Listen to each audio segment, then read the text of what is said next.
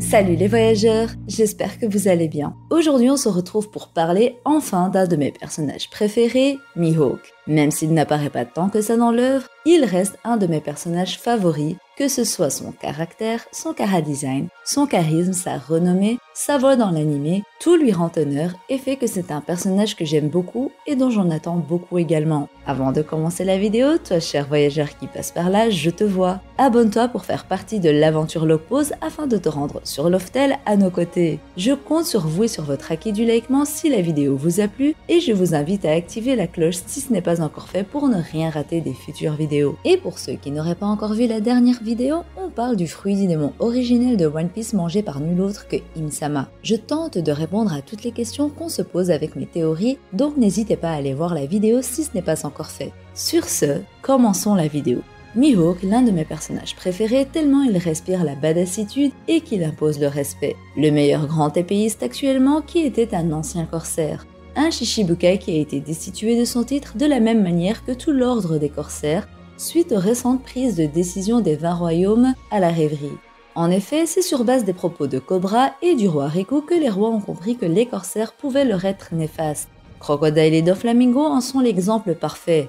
Sous couvert d'agir pour le gouvernement, ces deux Shishibukai se sont permis moult choses qui ont fait du mal au pays qu'ils ont ciblé et à leurs habitants, à savoir le peuple d'Alabasta et de Dressrosa.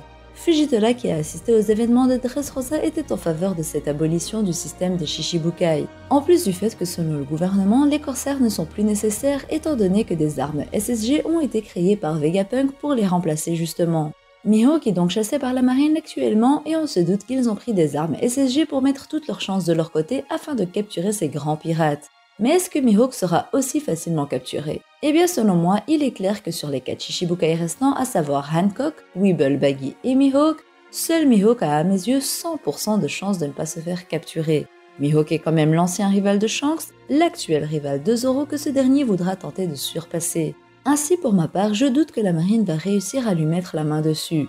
Mais comme l'a dit Hancock, la marine a oublié pourquoi ils les ont engagés en premier lieu. C'est pour cette raison qu'on peut imaginer qu'un amiral a été envoyé chez Mihawk et à sa tête se trouve selon moi l'amiral Fujitora. En effet, c'est le seul amiral dont on a vu le navire sur les mers. D'un autre côté, on sait que Koby se rend vers Amazon Lily et on imagine que pour les autres corsaires, des vice-amiraux ont été envoyés. Mihawk contre Fujitora, ça pourrait donner un beau combat sachant que les deux sont des épéistes et que ça permettrait de montrer la force de Mihawk quand il surpasse ses limites.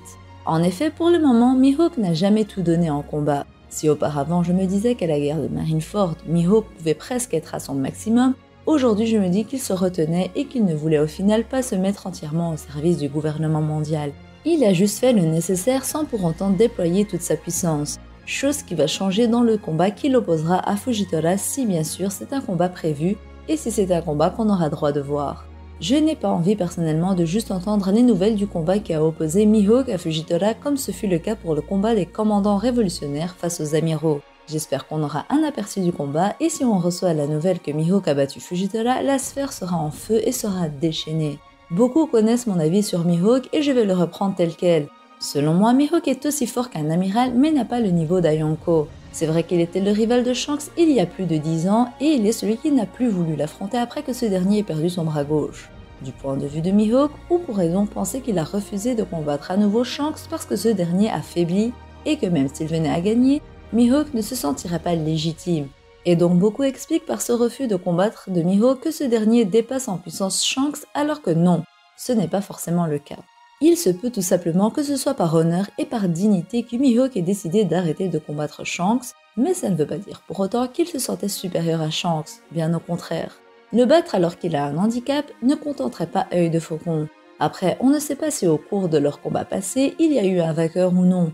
Il se peut qu'ils aient toujours été ex-aequo ou que leurs défaites et leurs victoires respectives concordent. Selon moi, Takanome n'a pas totalement le niveau d'Ayonko, et ce même s'il est égalé avec Shanks il y a des années. Déjà, il est important de savoir que chaque personnage a une marge de progression différente. De plus, la puissance des deux personnages ne réside pas que dans leur art de combattre à l'épée. Il y a bien plus derrière, dont par exemple le haki.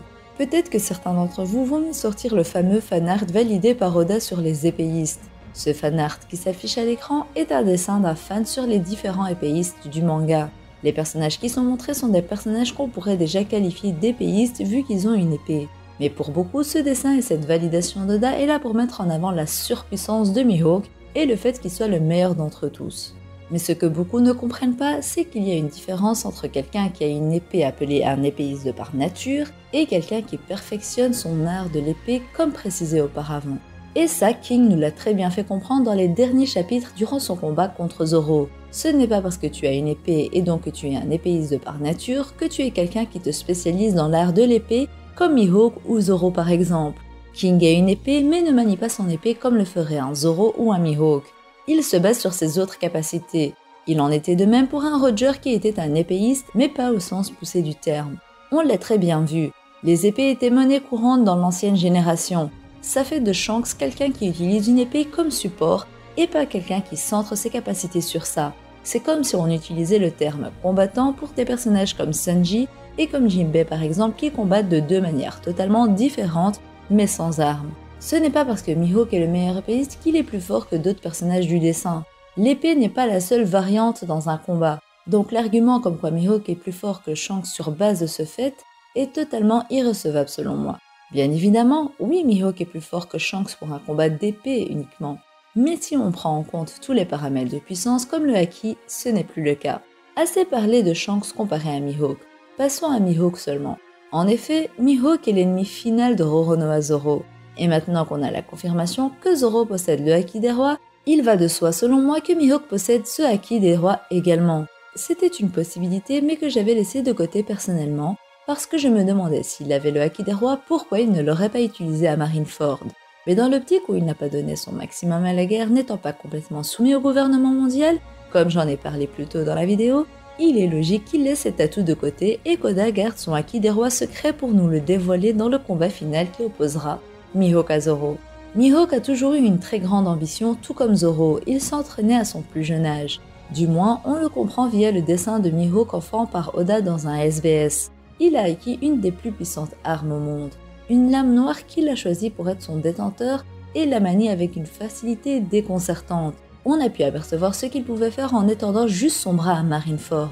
Mihawk s'est forgé une grande réputation du côté du gouvernement et de la marine, tout comme du côté des empereurs et Barbe Blanche. En effet, Barbe Blanche décrit les combats que Shanks et Mihawk menaient comme légendaires. Mais je suis persuadée que Mihawk a d'autres faits à son actif. Seulement après avoir perdu son grand rival et n'avoir personne de son calibre, il décida de rejoindre l'ordre des corsaires et s'amusa à détruire des pirates d'East Blue. Outre ça, nous ne savons rien d'autre. Mihawk est bien trop mystérieux et c'est pour cela que son passé m'intrigue tellement. D'où vient-il et comment a-t-il acquis le Kokuto Yoru?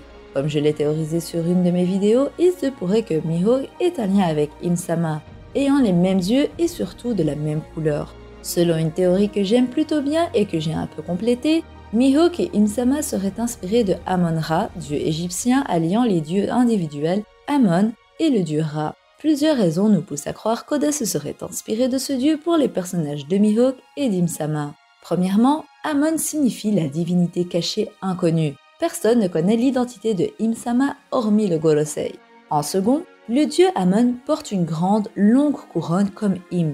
Troisièmement, Ra ressemble au faucon et ses yeux dégagent une autorité royale comme Im-sama et Mihawk dont le surnom est Takanome, soit œil de faucon. Quatrièmement, Amon étant un dieu est assis sur un trône comme Im-sama et Mihawk est représenté par Ra qui traverse chaque jour le ciel et à bord de sa barque sacrée.